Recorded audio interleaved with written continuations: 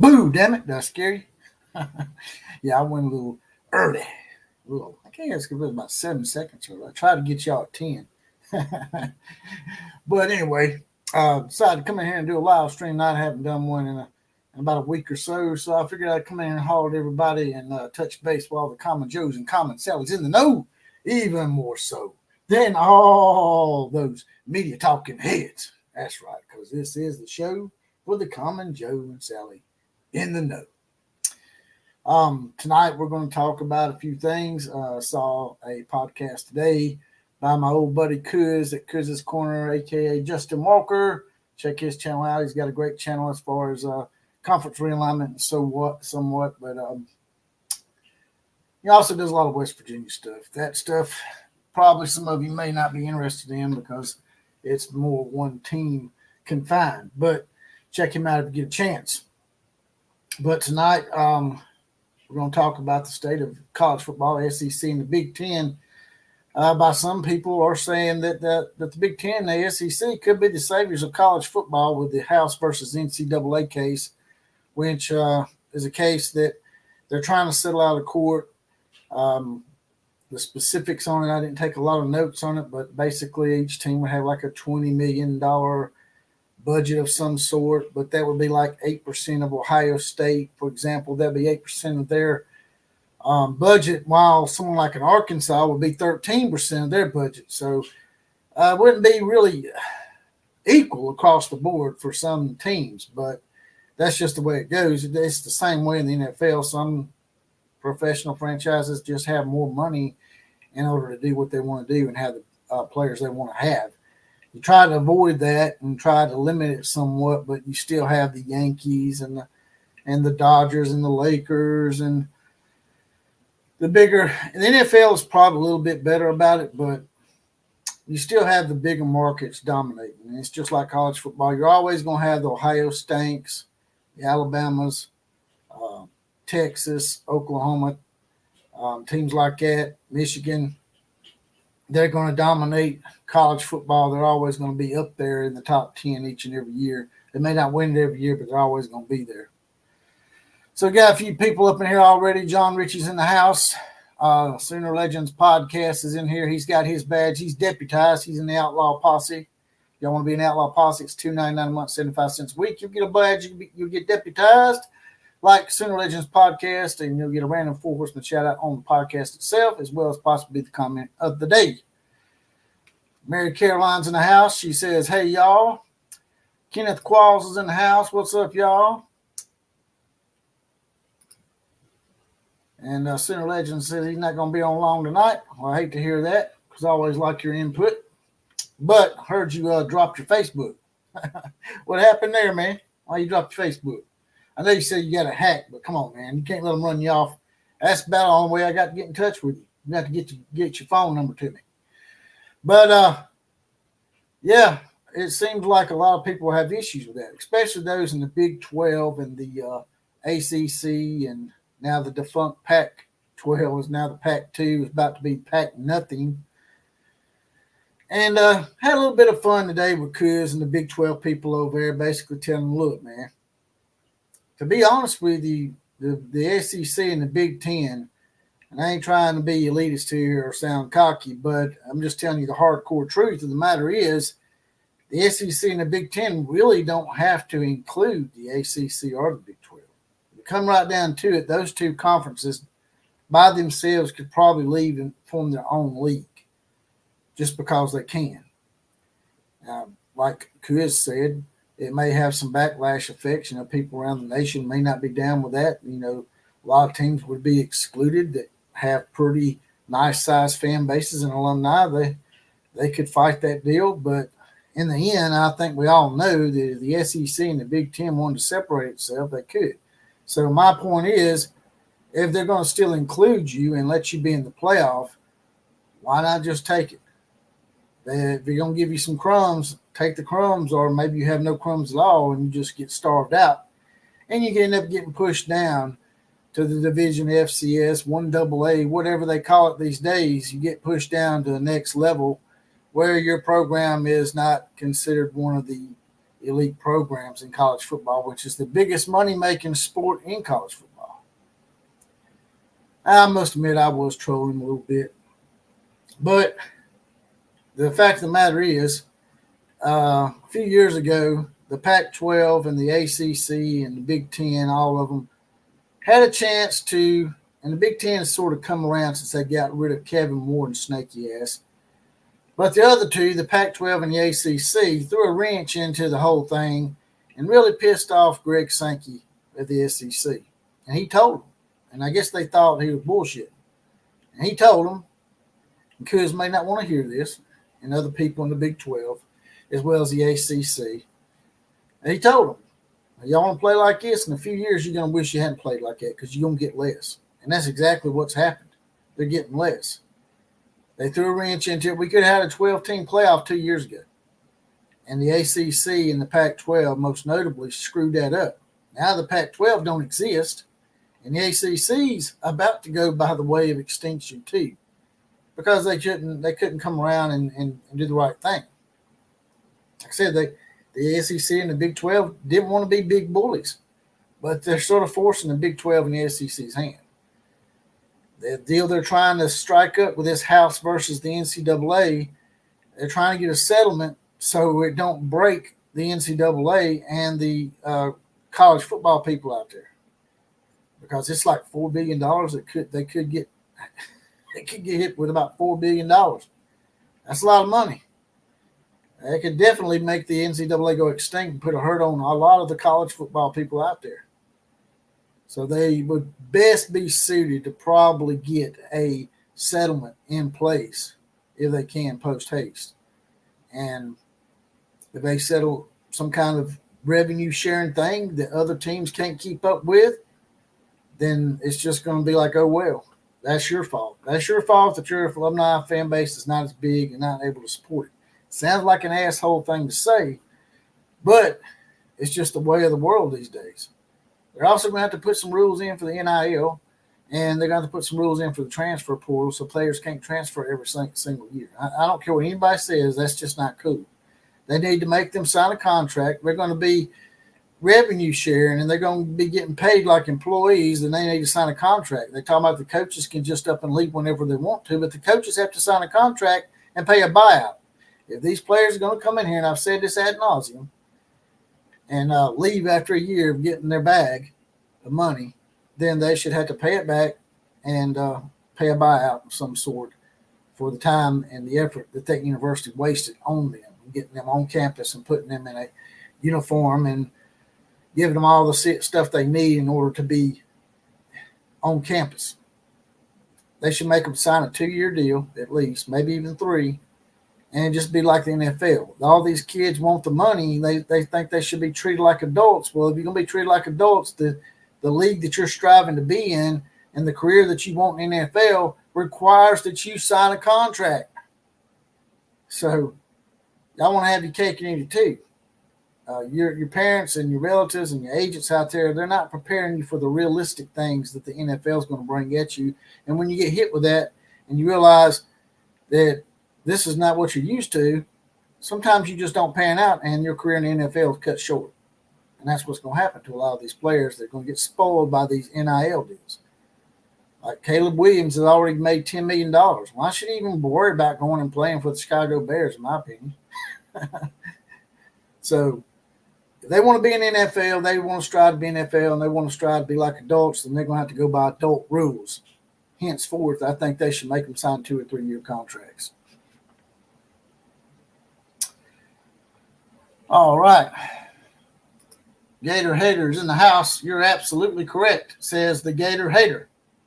If y'all don't mind, jump out of the chat, smash that like button, and then if you can, if you got time, share it out to all your friends. Let's get this party crunk up. Let's get some more folks up in here and get this party started. And Gator hater, if you don't mind, you can subscribe to the channel too, brother. It's free. Like, share, comment, subscribe. The big 4, they're all free.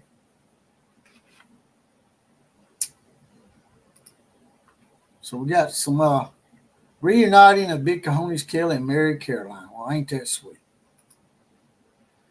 Big Cojones Kelly says the Super League needs to form their own playoff and the rest need their own playoffs, point blank. Yeah, I know it sounds selfish and mean, but what's going to end up happening, in my opinion, and a lot of these universities like Wake Forest and Duke, and Duke's great basketball, but not football usually.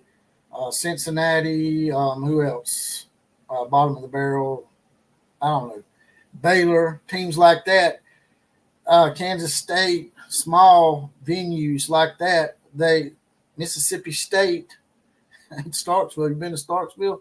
Those teams may end up getting contracted out of the deal, and they may add some teams from the ACC and the Big 12. What's probably going to happen is, in the end, I'd say 5 to 10 years from now, that's just going to be the Big Two. As much as I hate that, because I like parity, I like to have different venues and different teams to look at and watch them play and root for them on the side.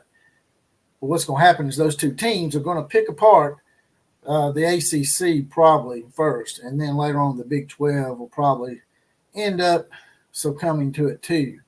Either that, or they're going to create a sub-level for teams and have them to relegate them up, sort of like they do in soccer is what I've been hearing. They do that 70-team Super League. It's just hardcore truth that it hurts for a lot of these teams that y'all just going to have to start winning national championships in one of the two big money-making sports, most notably football, or you're going to have to start winning games at a higher rate and get yourself considered by the Big 12, not the Big 12, but the Big 10 and the SEC as far as being in their conference in the future, most likely, in my opinion. I hate to be like that, but like, damn, man, y'all whining and crying and going on like, bitched about back in the day, Texas A&M, Missouri coming to the SEC, even further back, Arkansas and South Carolina. Texas and Oklahoma left. Everybody bitched and complained.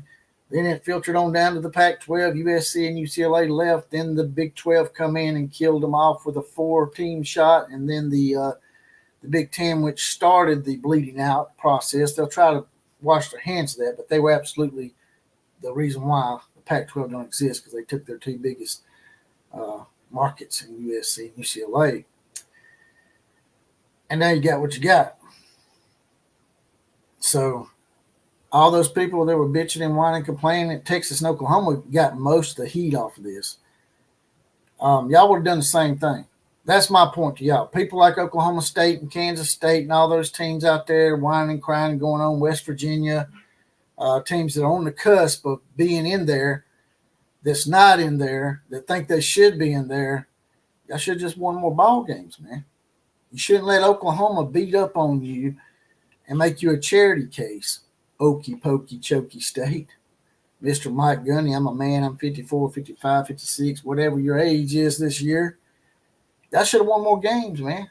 You should have been better than 4-16 against your cross-state rival, whatever you are. I think it's 4-16. Or 91-20, or 20-91 in your case, Okey Pokey State. That's like a charity case, man. Texas and Oklahoma been carrying y'all for over 100 years, man. They did as much as they could. They didn't leave when Texas A&M Missouri did. As a matter of fact, Texas A&M Missouri, especially Missouri, I have an issue with them because they took shots at the Oklahoma tornado victims. I did a podcast about that. Check that out. But Texas A&M Missouri, instead of bitching and whining about Oklahoma and Texas being in the conference, they need to say, well, you know what? These guys actually did us a huge favor, because back when Texas A&M Missouri were added, they wanted Texas and Oklahoma then. Oklahoma wouldn't leave because the legislature was giving them a hard time about leaving Oklahoma State behind. Texas sort of got some of that with Texas Tech. A lot of people don't realize that, but they did. And so they stayed the course. They almost joined the Pac-12, by the way. But had they joined the SEC back when Texas A&M Missouri did, I guarantee you Texas A&M Missouri, Texas A&M might, because they got a huge fan base. They got a huge alumni, got a lot of money. But Missouri, the one that's been talking all the smack here lately, because they had one 11-win season, which they probably average that every, 15, 20 years or something. Missouri talking like smack. Missouri needs to be kissing Oklahoma and Texas's ass for getting them in the SEC. Because they wouldn't be in the SEC today if it wasn't for Texas and Oklahoma not joining the first go around.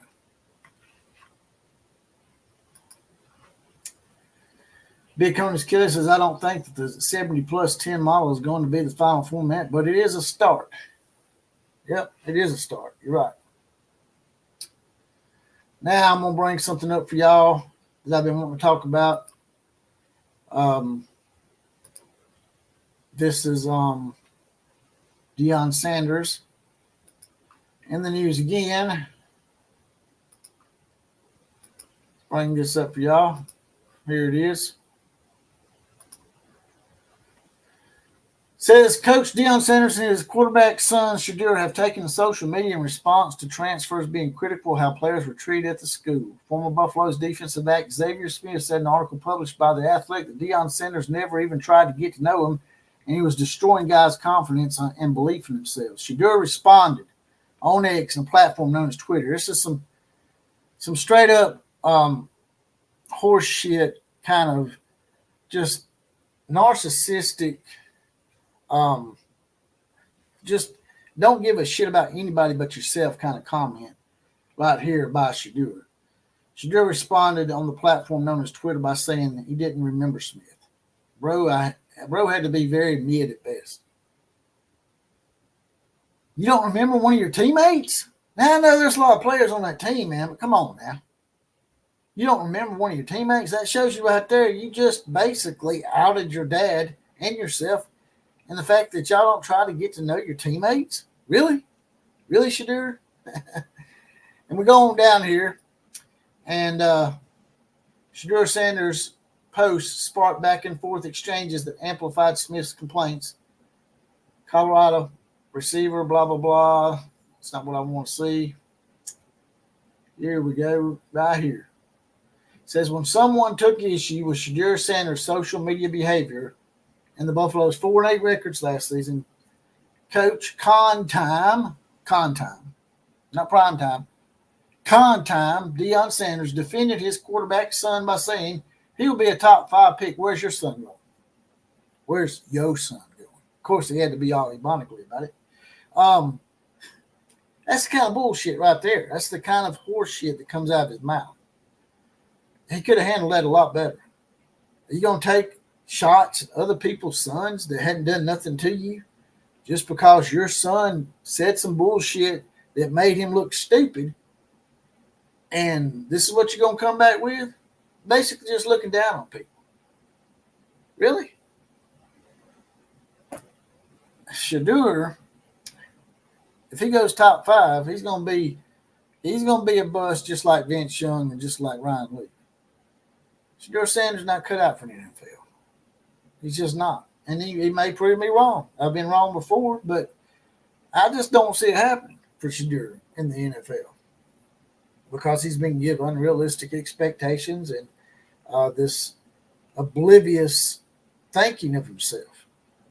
And that's why he's not going to work out in the NFL, in my opinion. Now, Kenneth Quall says Deion is making himself in Colorado look like complete assholes. The experiment might be another year or two. Yeah, exactly. He come in and he basically, like Jason Whitlock said, it was pretty funny what Jason Whitlock said. Jason Whitlock, actually that was LeBron James. I'll get to that in a minute. But, oh yeah, he did mention Deion though, he and his son. He was talking about LeBron James, but he got into Deion Sanders and his son. He's like, these coaches force their sons on you, come in and take over a university and just make it all about their sons, and then they dip out or they take their services elsewhere, which is what LeBron James is threatening to do, by the way. If someone doesn't draft his son, Bronny James, who's only averaging 5 points a game. You see Michael Jordan making people draft his son back in the day? No. Michael Jordan wanted his son to earn it. That's what he wanted to do. And LeBron James and Deion Sanders and all these jackasses, these divas that are in a position of power, they don't want their sons to have to earn shit. They just want it given to them because of who they are. Because I think it's a reflection on them. That comes back to the narcissistic way of thinking. Got another one here on Deion for y'all.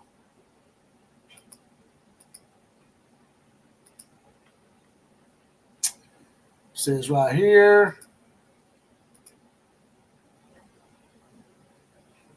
All right. There it is. High-end fashion tends to change by the season, so perhaps that's what happened these last few months at Colorado. Because Colorado is facing another roster overhaul of 61% of their team. 2 years in a row now that they've lost 60+%. The first year, you might be able to get away with because you got rid of a bunch of players on a 1-10 team. But now these are players that you brought in that are leaving.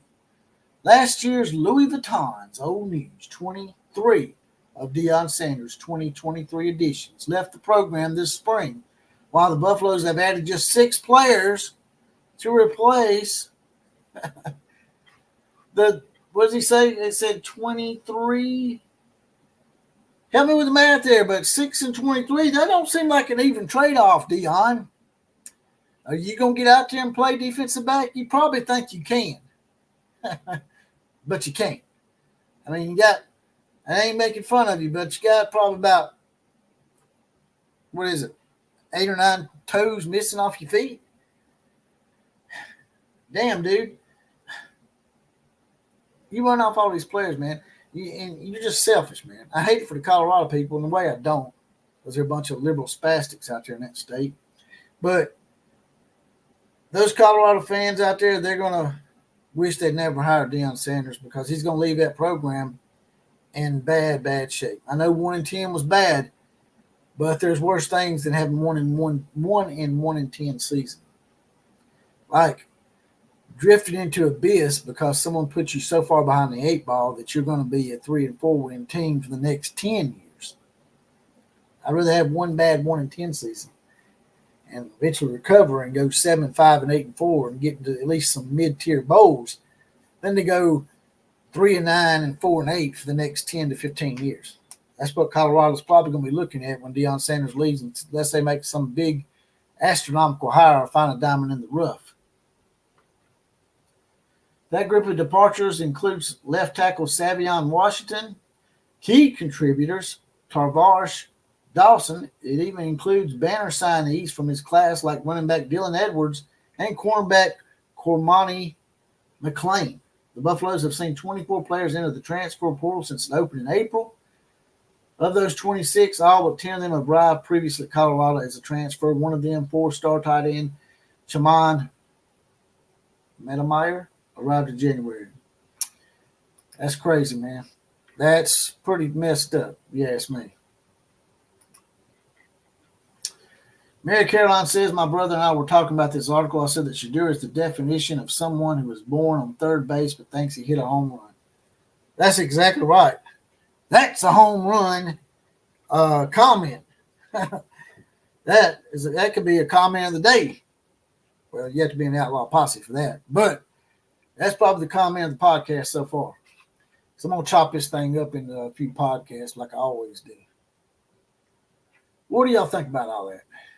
Y'all think the SEC and the Big Ten are going to part ways with the rest of the college football world? And the Big 12, I know the Big 12 was on the SEC side. And that was pointed out to me by Kuz as well.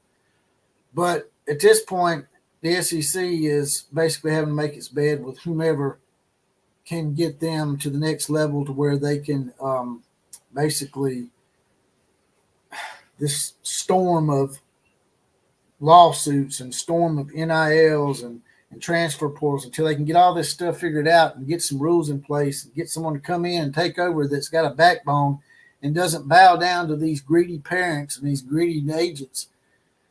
The SEC and the Big Ten, who have most of the money, are going to have to look out for themselves. And if the other two conferences fall by the wayside and end up falling down to G5 status and they have to create a second-tier league for them to have a championship, then that's what the Big Ten and the SEC is going to have to do.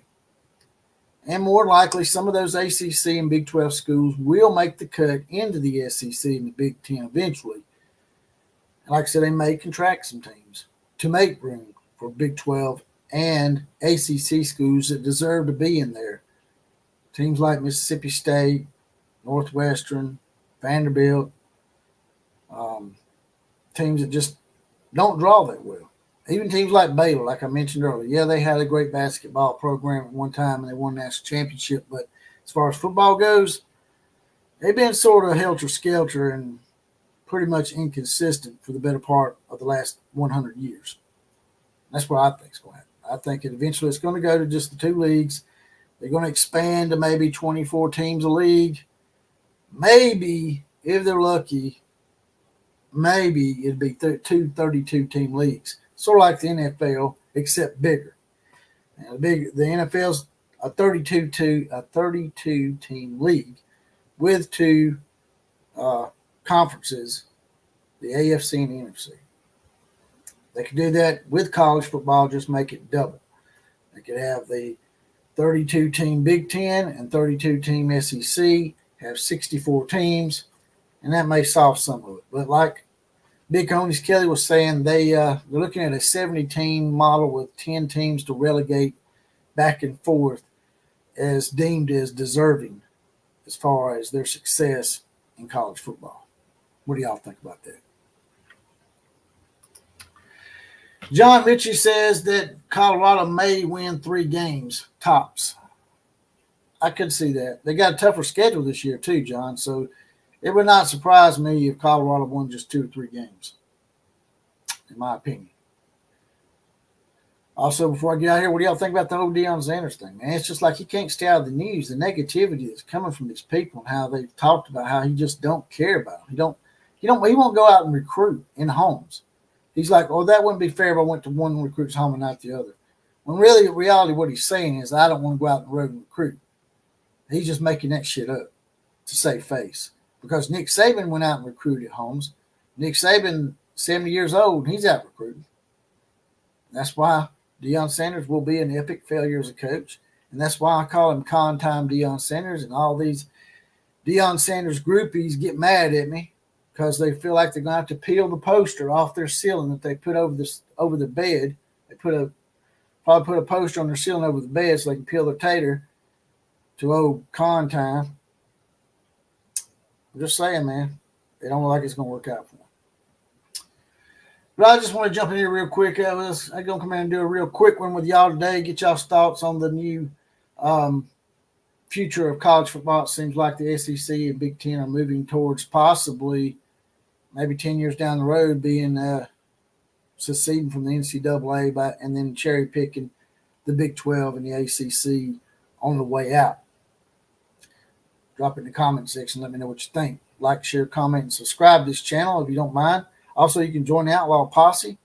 You get your badge. You'll get deputized. It's $2.99 a month. It's a little join button and a subscribe button. Those are 2 different things. Subscribing is free. Joining is $2.99. Get your badge. Get deputized. Get your random 4 horseman shout out on the podcast, as well as possibly be the comment of the day. And with that, I'm out of here. KMCA to all the other teams. Class is now officially dismissed.